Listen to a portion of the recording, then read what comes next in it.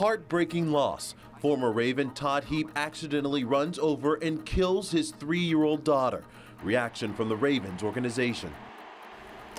Good evening, I'm Marcus Washington, and that is what people are talking about right now.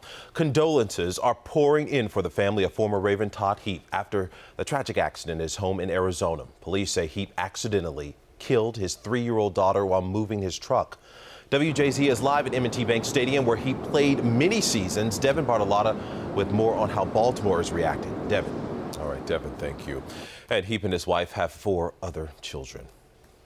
Well, North Korea attempted to launch a missile today, but that attempt was not successful. This comes as high tensions between the country and the U.S. Wendy Gillette reports for WJZ. Protesters nationwide are also demanding President Trump release his tax returns. Police confirm at least 15 people were arrested at the protest in Berkeley. Well, a murdered Baltimore City police officer's son is found dead in northwest Baltimore. Investigators say 22-year-old Trayvon Chelsea was found shot in the head last night. Detectives say Chelsea was identified as the son of Detective Troy Lamont Sr., who was killed while off duty in 2007 during a shooting. Police are searching for a suspect. And a fire breaks out this afternoon at a home in northwest Baltimore. Firefighters responded to the 4100 block of West Forest Park Avenue around 3:30. You can see right there some of the area on the second floor of that home still smoldering.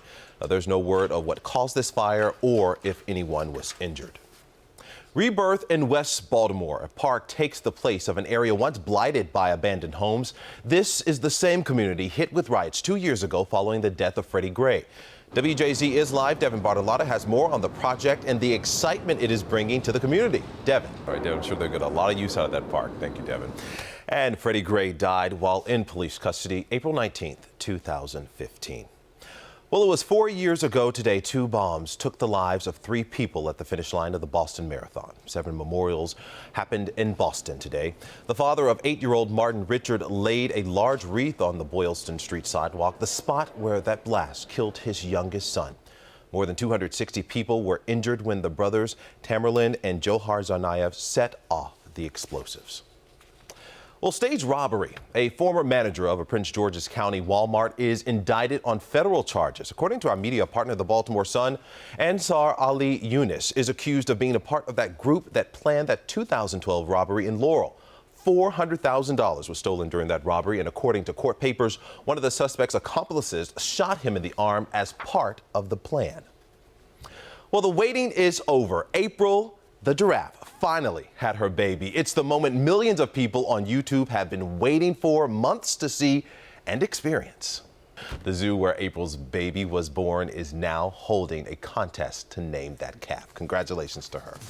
And coming up on WJZ's Eyewitness News, dozens killed in an explosion in Syria. The car bomb targeting people trying to evacuate a war-torn city of Aleppo. An execution plan blocked a federal judge's decision to halt Arkansas's plan to execute 8 death row inmates by the end of the month. It's 64 degrees in central Maryland right now. The complete first warning weather forecast is coming up. Well, a car bomb kills more than 100 people during Syria's troubled population transfer. Thousands of refugees sitting on a bus at the time while the opposition fighters and Syrian troops argue over details of the transfer deal when the bomb exploded. Now, no one is claiming responsibility for the attack, and troops from both sides were killed. Well, a federal judge blocks an 11-day spree of executions set to begin in Arkansas on Monday. Paula Reed reports for WJZ with the latest. Well, if the courts allow Arkansas to execute these 8 prisoners by the end of the month, it would be a record. No other state has executed that many people in such a short window of time since the Supreme Court reauthorized the death penalty in 1970s. And in New York today, prosecutors announced an arrest in last summer's killing of a New York City Google manager. 31-year-old Angel Ortiz is a suspect in the murder of 27-year-old Vanessa Marcotte. Ortiz works near where Marcotte was jogging in rural Massachusetts and where her body was found last summer. The Worcester County District Attorney says murder charges should be filed this week. And it was a long ride home for 1,200 New Jersey Transit passengers after the train they were riding in is stuck in a tunnel. And chaos ensued when that train made it to New York's Penn Station after being stuck in one of the Hudson River tunnels for nearly 3 hours.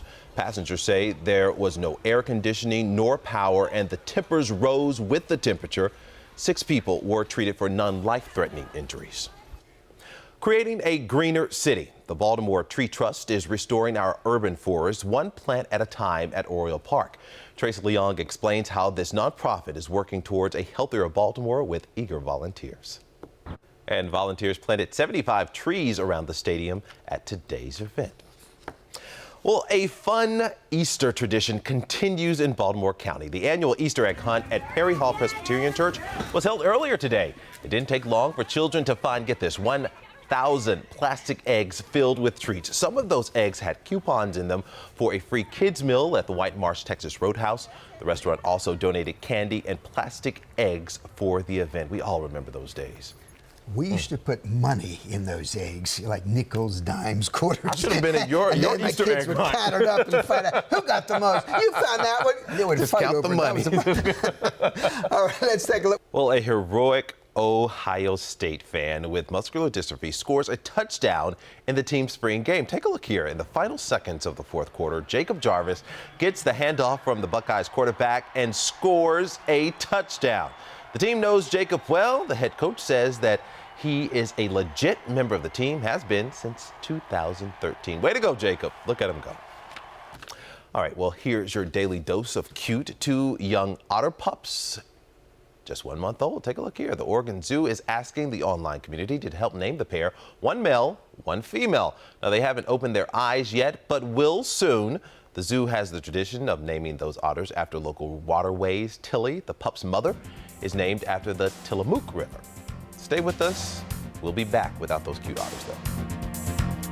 Well, that's our report for tonight. Be sure to watch Tim and Tracy tomorrow morning on Eyewitness News, beginning at 8 o'clock. For Bob Turk, I'm Marcus Washington. Thanks for watching Eyewitness News on WJZ 13, Maryland's news station. Coming up next, Blue Bloods, Easter Sunday tomorrow. Make sure you have a good day and join us back here tomorrow. Have a good night.